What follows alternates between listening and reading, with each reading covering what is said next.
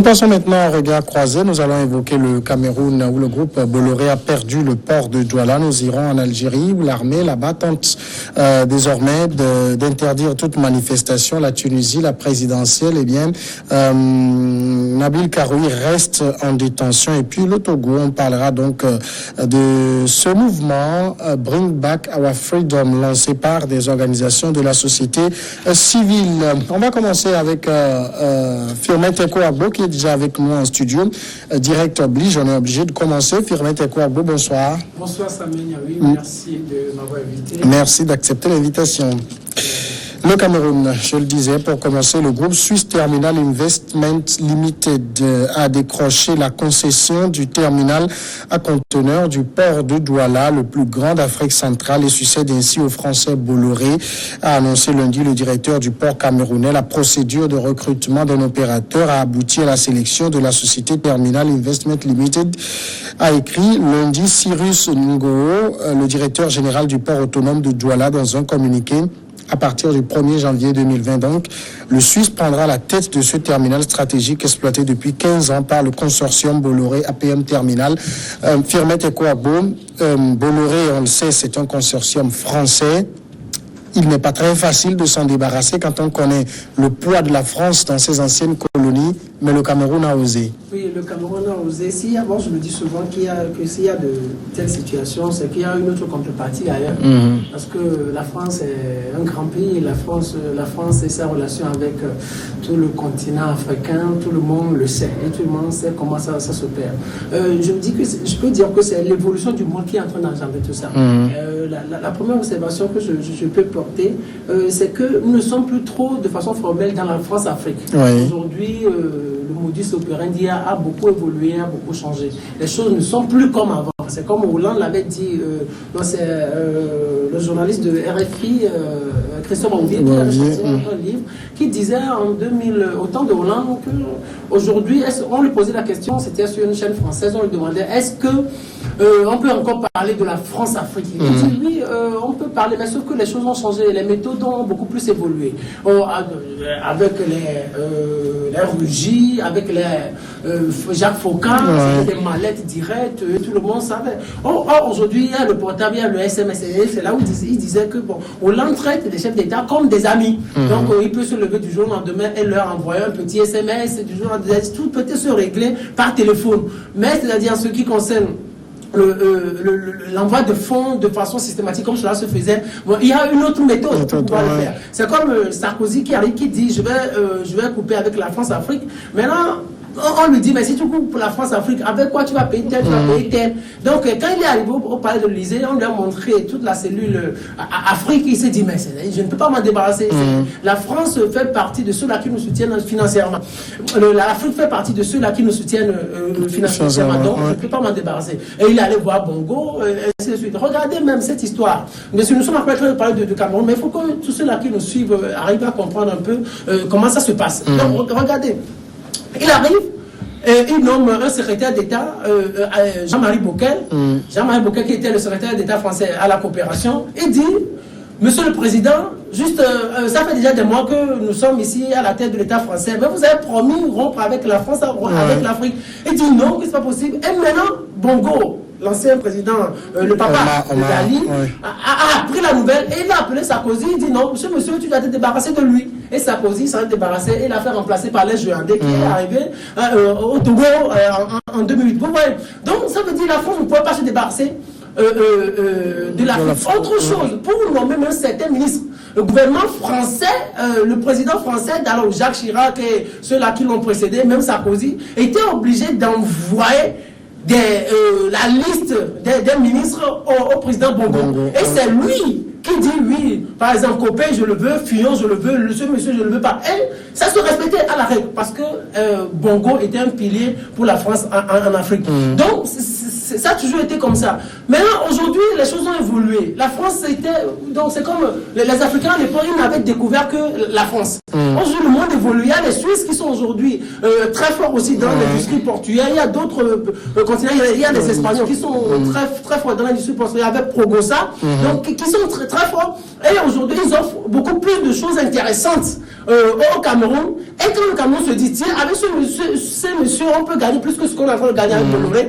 Et que si on rompt avec Bolloré, ça ne va pas trop nous coûter ensuite quand c'est la conservation du pouvoir. On se dit, d'accord, on peut se débarrasser de Bolloré. Même Macron va appeler, Macron va dire, qu'est-ce que tu nous proposes en retour? Ça a toujours été comme ça. Et donc, je pense qu'il y a eu un deal, il y a eu une discussion, des discussions houleuses. Et aujourd'hui, Bolloré est en train de perdre. Regardez ce qui s'est passé même au Togo en 2009-2010. À l'époque, c'était à l'arrivée de Faure Gnassingbé au Togo, c'était Pongosa qui gérait le port de Lomé. C'était le groupe espagnol. Jacques Dupuy-Doby. Jacques Dupuy-Doby qui s'occupait de la manutention, la manutention portuaire et de la concession du terminal. Et maintenant, quand Sarkozy arrive au pouvoir, Bolloré qui avait déjà pris la Guinée-Conakry avec Alpha Condé, Bolloré allait se plaindre chez Sarkozy en disant, alors que Bolloré, par le grand Bolloré, le patron même, c'est un ami à Sarkozy. D'ailleurs, quand Sarkozy a été élu, il est parti sur le yacht de Bolloré, faire un peu la Java.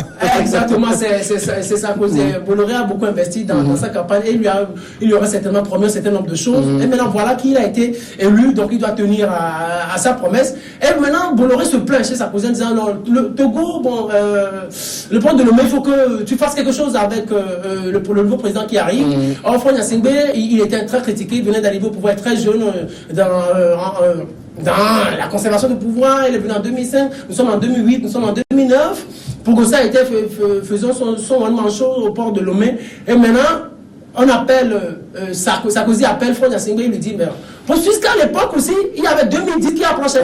Sarkozy appelle Faure Gnassingbé, ce sont les informations que nous avons, il aurait appelé Faure Gnassingbé et puis dit, bon, si tu veux être ami de la France, soutiens Bolloré. Faure Gnassingbé, même s'il ne voulait pas soutenir Bolloré, alors que lui n'était pas trop bien assis, puis il était contesté par l'opposition, il y avait des morts en 2005, l'accord politique global de 2006 avait été signé, mais il n'y avait rien qui se dessinait. Donc il avait un peu peur parce qu'il n'avait pas encore toutes les tentacules bien solides. Il était obligé, il était contraint et il a accepté que Bolloré s'installe au port de Lomé. Donc ça n'avait pas plu à beaucoup. Même des gens dans son système, son carré, son cercle n'était pas tellement content, mais il était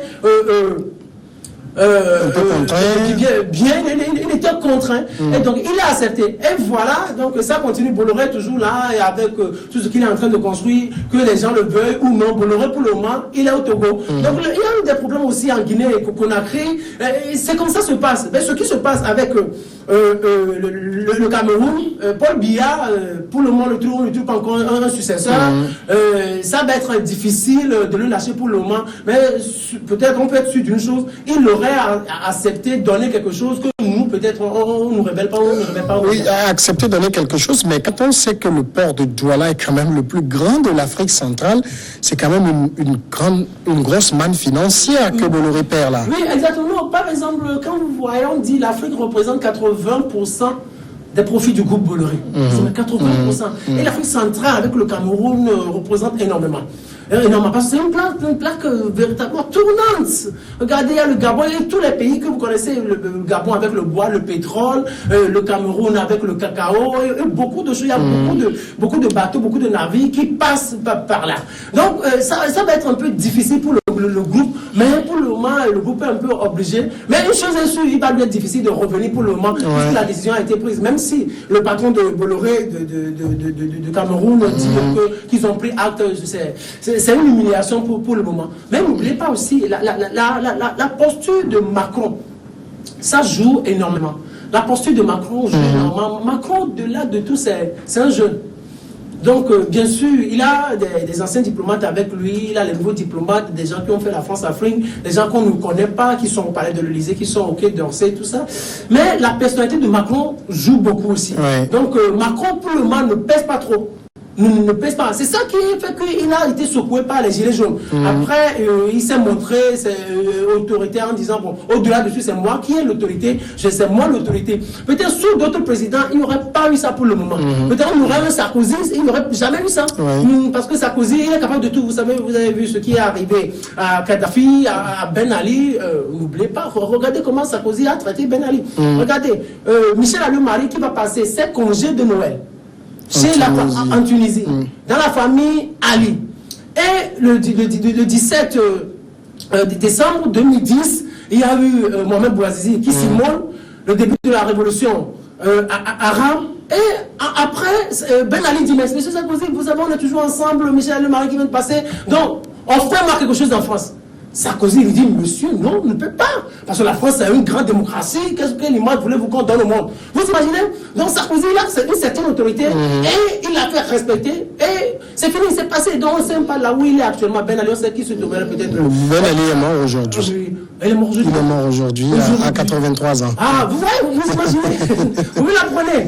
Donc, vous voyez, par exemple, au soir de sa vie, il rentre. Bon, peut-être on l'a pas vu comme information, mais il n'a plus eu la chance de rencontrer Sarkozy. Il a servi loyalement pendant 23 ans. Pendant 23 ans. Aujourd'hui, nous sommes. Après Sarkozy, oui. Oui, aujourd'hui, peut-être si c'était Sarkozy, la situation ne se serait pas passée comme ça. Regardez ce qui est arrivé à Gbagbo. Et Macron, sa posture, ça joue parce qu'on le trouve jeune, 39 ans, qui arrive au pouvoir et qui a 40 ans en décembre 2017. Aujourd'hui, Paul Biya se dit c'est qui? C'est un petit, on peut trouver une solution alternative. Il y a aussi ça qui joue. Mais quand on sait qu'il y a des pays qui ont osé, par exemple, vouloir écarter la main de Bolloré, on a vu comment ils l'ont payé. Alors, est-ce qu'on peut dire que le Cameroun risque d'en payer le prix fort à la France? Oui, parce que, après tout, c'est les intérêts français. Oui, c'est les intérêts français.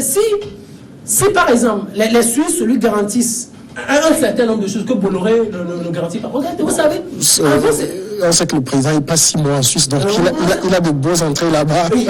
Exactement. Donc il a eu le temps nécessaire pour pouvoir discuter avec les Suisses. Peut-être les Suisses lui ont garanti un certain nombre de choses. Vous savez, le fait que la France soit présente dans un pays, ça empêche beaucoup d'autres nationalités de s'implanter. C'est ça existe partout. Et maintenant, il y a des Italiens, des groupes italiens, des groupes suisses, des groupes canadiens et autres. Mais il y a des gens qui n'arrivent pas à se débarrasser de la France parce qu'ils n'ont pas d'autres alternatives. C'est ça aussi. Je l'ai dit tout à l'heure, l'évolution du monde a fait que la France est en train de vivre aujourd'hui ça. Pendant longtemps, c'était la France. Mais des gens ont réussi à côtoyer d'autres nationalités, d'autres pays, et qui ont garanti un certain nombre de choses. C'est comme aujourd'hui, la France peut faire tomber un certain nombre de pays, mais cela va lui être difficile, mais c'est pour cela qu'il faut chercher à négocier. D'accord, on va marquer la première pause et puis on revient tout de suite après.